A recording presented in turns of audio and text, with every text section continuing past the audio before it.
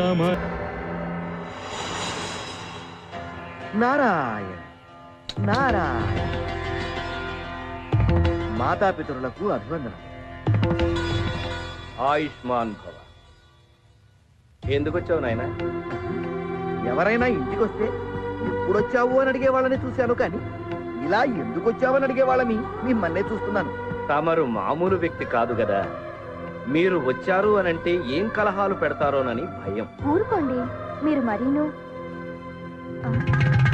ఏమి నాయనా కపాలం పట్టుకుని తిరుగుచుంటివి? ఏమని చెప్పను తల్లి, తలరాతలు రాసేవారి చేతి రాతలు పెడదోవ పట్టుచున్నవి. ఏమి మా రాతనే శంకించుచుంటివా? శంకించుట కాదు తండ్రి, యథార్థము. దానికి ఈ కపాలమే సాక్ష్యము.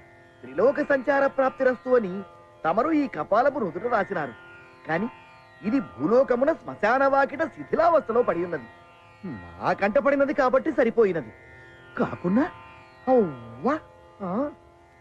చూసారా నారదుడు ఎంతటి బుద్ధిమంతుడో. మీ పేరు కాపాడవలనని ఎవరికంటా పడకుండా మీ వద్దకే తెచ్చాడు. పొరబడినావు దేవి. నారదుడి కపాలము తీసుకుని వైకుంఠమునకు వెళ్లి అచట నుండి కైలాసము చేరి చివరకు సత్యలోకము చేరినాడు, అవునా? అనగా ఈ కపాలము త్రిలోక సంచారము చేసినది. నేను రాసిన దానిలో తప్పేమున్నది? దానికి ఆ ప్రాప్తమున్నది కాబట్టి ఇతనికి బుద్ధి పుట్టినది.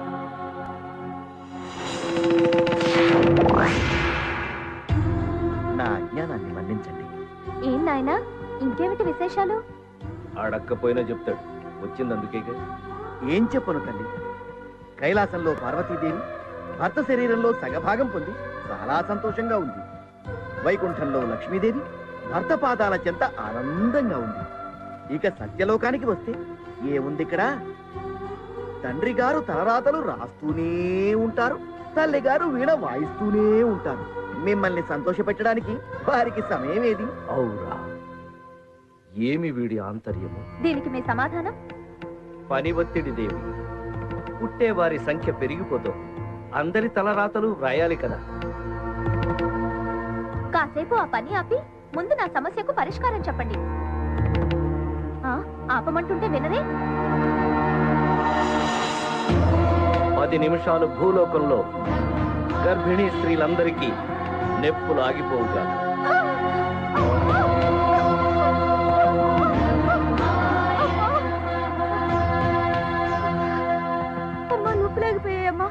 ఇప్పుడు నీకు ఏమి కావాలి?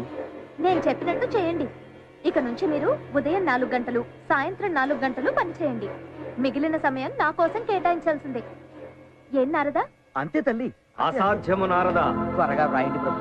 ఏమిటది? అందరు గర్భిణీ స్త్రీలకు 10 నిమిషాలు నొప్పులు రాకుండా ఆఫ్ చేసిదివు కదా. మీరు ఆపారు స్వామి, కానీ ఆసుపత్రిలో వైద్యులు నొప్పులు రావట్లేదని ఆపరేషన్ చేసి బిడ్డను తీస్తున్నారు. చూసావుగా దేవి మా బాధలు. అవన్నీ నాకు తెలీదు. ఇక నుంచి నేను చెప్పినట్టు ఏర్పాటు చేయండి. అది సృష్టికే విరుద్ధం దేవి. ఆ సృష్టికర్తలు మీరేగా. నా విధి నిర్వహణకే ఆటంకం కలిగిస్తున్నావు దేవి. అలాంటప్పుడు నన్నెందుకు పెళ్లి చేసుకున్నట్టు? బుద్ధి లేక. వచ్చిన పని సంపూర్ణం.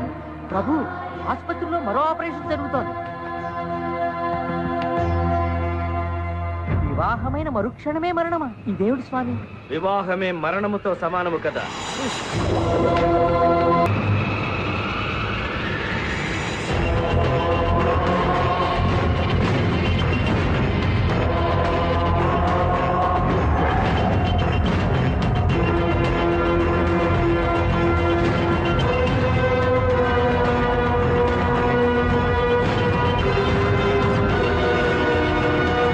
ఇతనేమన్నా అంతర్రాష్ట్రీయ దొంగల ముఠా నాయకుడు అనుకుంటున్నారా?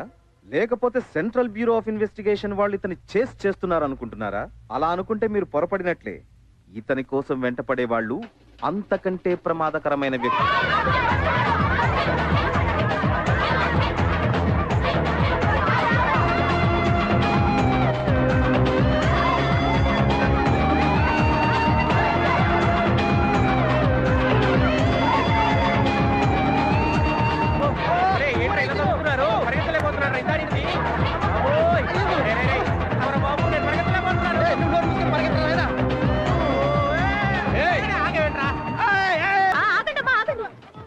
ఎవరు మీరంతా?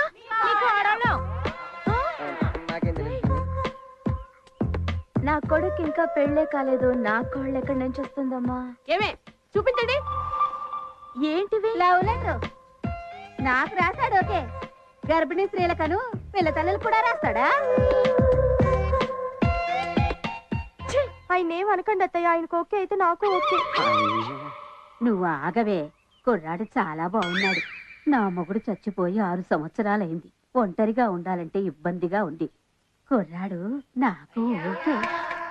ఇది కూడా నా కోడలురా? వీడికే కాదు, చనిపోయిన మా నాయనమ్మ కూడా రాసే లవ్ లెటర్. దాంట్లో ఉంటే రాసాము. ఏంట్రా ఇది? ఓటర్ లిస్ట్ దగ్గర పెట్టుకుని అందరికి లెటర్స్ పంపించాం పిన్ని. ఎందుకు చేశారు ఇదంతా? మరి ఏం చేయమంటావు పిన్ని? ఆ డిగ్రీ పూర్తయితే కానీ పెళ్లి చేయనన్నావు. 5 ఏళ్ళు చదువుతున్నాడు. ఆ డిగ్రీ అవదు, పెళ్లి అవదు. అందుకే ఈ ప్రోగ్రామ్ పెట్టావు. అవి అమ్మా, నా కొడుకేం తెలీదమ్మా, ఒట్టమ్మా. ఇప్పుడు అవునమ్మా. ఇంకోసారి ఇలా చేయకుండా నేను బుద్ధి చెప్తానమ్మా. బుద్ధి చెప్పడం కాదు శాంతమ్మా, పెళ్లి చెయ్యి. లేదంటే మా కాపురాలో చిచ్చు పెట్టేలా ఉన్నాడు. పదండి ఆడదాం. ఏదో సంత. నిన్ను ఇలా తయారు చేసినందుకు నన్ను నేను కొట్టుకోవాలరా? చూసుకో. కుక్క ఏడుస్తున్నట్లేదు, ఏదో పంది పిల్ల అరుపులాగుంది. బర్రె ఏంట్రా మనిషిలా మూలుగుతుంది. ఈ బర్రె ఏమైందిరా? నీ పెళ్ళానికి లవ్ లెటర్ వచ్చిందా? శోభను బట్టి పాలు చేసావు కదరా. నేనేం చేశారా? జీవితంలో నాకు అసలు పెళ్ళే కాదనుకున్నాను. అలాంటిది ఎలాగో నాకు కష్టపడి హైవేలో నాకు పెట్రోల్ బంక్ ఉందని మా అత్త దగ్గర అబద్ధం చెప్పి హ్యాపీగా పెళ్లి చేసుకొని నిన్న రాత్రి ఫస్ట్ శోభనం ఏర్పాట్లు చేసుకుంటుంటే ఇక్కడ కాదు అక్కడ నైరుతిలో బరువు ఉంది.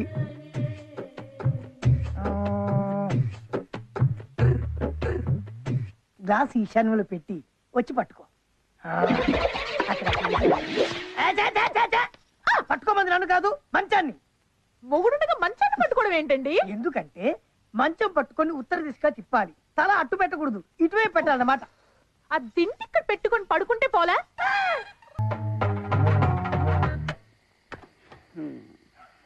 ఇప్పుడే పెట్రోల్ అయిపోవాలి. ఎక్కడ చచ్చాడు? సోన్ బాబు శోభన్ బాబుకి ఈ రోజు శోభనం, గదిలో ఉన్నాడు. ఏమైంది? అంటే బండిలో పెట్రోల్ అయిపోయిందండి.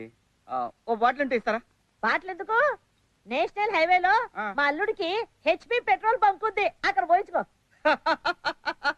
వాడు నీకు బాగా వేసాడు సోపు. వాడి పెట్రోల్ బంక్ ఎండూరు కదా వాడు.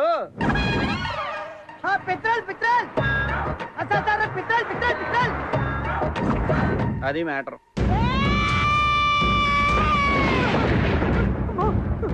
ఇదేంటే ఏం చేయకుండానే మంచం ఇంత సౌండ్ వచ్చేస్తుంది. సౌండ్ ఇక్కడ కాదు, అక్కడ. మా అమ్మ చెప్పలేండి.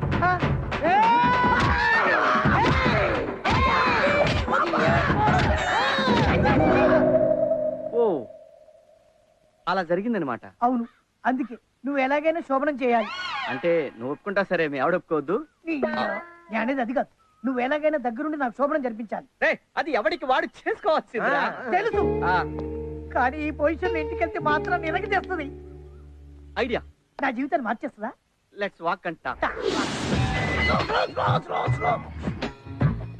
ఇప్పుడు ధైర్యం వచ్చిందిరా. ఎందుకు రాదు? 6 బీర్లు అయితే నేను చెప్పు. మరి నీకు సోనం కావాలి. ఇప్పుడు ఇస్తా చూడు దీన్ని. అబ్బా అత్త అత్త అత్త అత్త. నమస్కారం అమ్మా. నమస్తే. నువ్వు మొహం మీద కొట్టు, ఇక్కడ కొట్టు, కానీ అక్కడ సోమరం మీద మాత్రం కొట్టదు.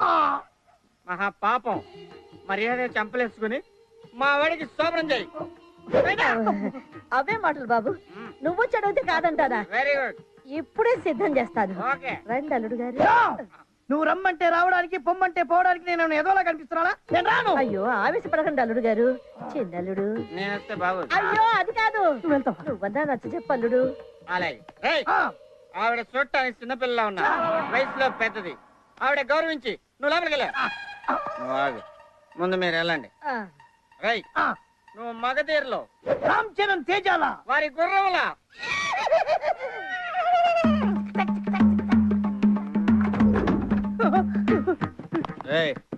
ఏం ఏమైందిరా అప్పుడే వచ్చి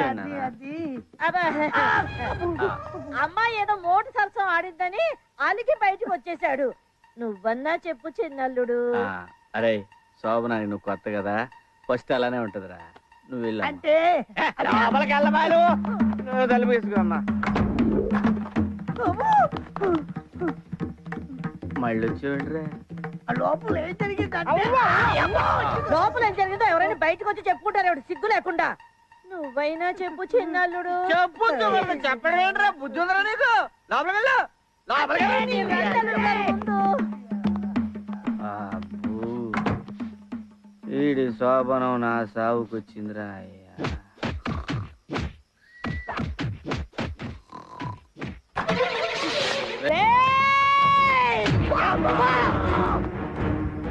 పెట్రోల్ బంక్ కొనకుండా ఇంకోసారి శోభనం అంటూ ఈ గడప తొక్కావనుకో ఇక్కడే కొయ్యి తీసి పాతేస్తా. అయ్యో నువ్వు లోపలికి రా చిన్నల్లుడు. నేను అంత రిస్క్ తీసుకోలేనత్త, ఆ పంచి పోతా. తాగొచ్చిన ఇంటి ముందు అల్లరి చేయాలని చూస్తారా యాదవ నా కొడకల్లారా. ఇదిగోండి అబ్బాయి ఫోటో, వెనకాల వివరాలన్నీ ఉన్నాయి. జాతకం చూసి మంచి అమ్మాయిని చెప్పారంటే తొందరగా వాడికి పెళ్లి చేసేస్తాను. ఇంటికి కోళ్ళు వస్తే గానీ వాడు కుదురుగా ఇంట్లో ఉండడనుకుంటాను. ఆ ముక్కన్నారు బేసిక్ గా ఉంది, పెళ్లి చేస్తేనే గాని పిచ్చి కుదరదన్నారు పెద్దలు. ఊరికే అన్నారా? పేరు సీను, రాహువు కేతువు. ఏంటి జాతకం? అమ్మో,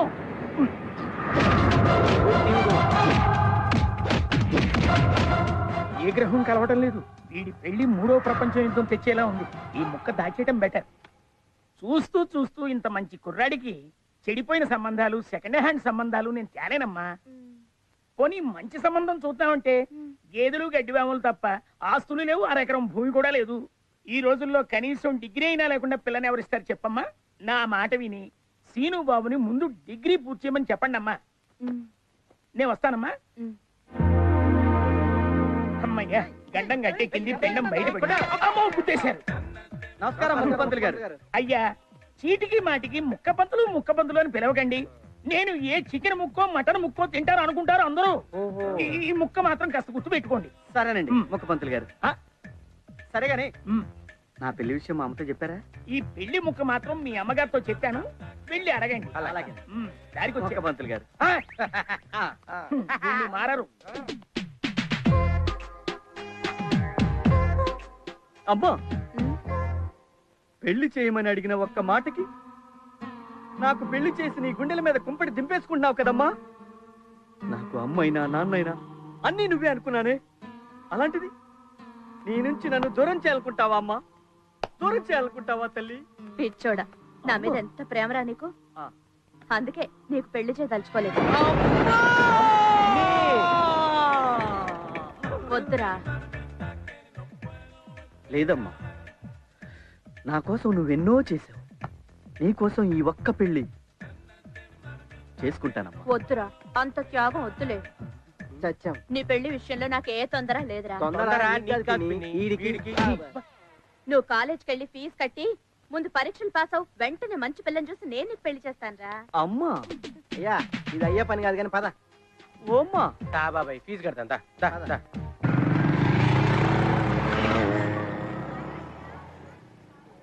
కాలేదు, బాగా మారిపోయిందిరా. ఇదేంట్రా, నా క్లాస్మేట్ లక్ష్మిలా ఉందే. ఇదేంటి ఆంటీలో తయారైంది? ఇదిగో లక్ష్మి. Hi scene. ఏ నువ్వు కూడా ఫీజు కట్టాకొచ్చావా? Stop it. ఇప్పుడు నేను ఈ కాలేజ్ లెక్చరర్ని. College lecturer? మీరు బయలుదేరండి, వెళ్ళండి. కాలేజీ నీ వల్ల నేను కన్ఫ్యూజ్ అయ్యా.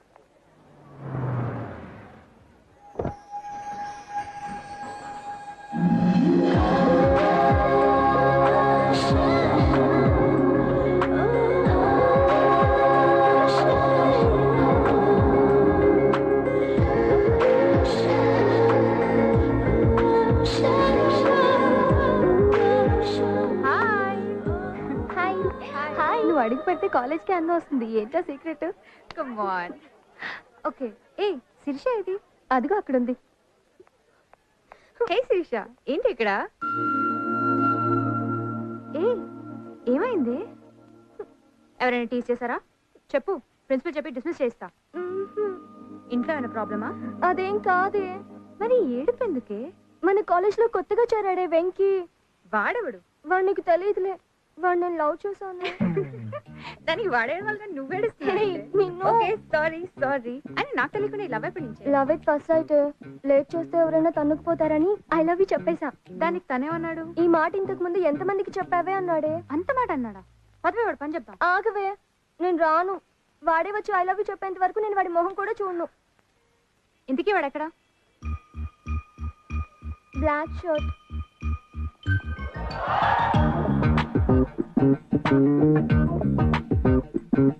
ఇదిగో నేనే వెళ్ళి వాడిని లాక్కొచ్చి నీకు ఐ లవ్ యూ చెప్పేస్తా. పంప తీసి కొనకొచ్చావా ఏంటి? చిచి అన్న పేరు చెప్పి పుట్టుకొచ్చా. ఓహో, నీ పేరు మీద ఖాతా కూడా ఉంది ఇక్కడ. అది మెయింటైన్ చేసాం లేరా మనం. అన్నా అన్నా ఎవరన్నా వస్తుందన్నా?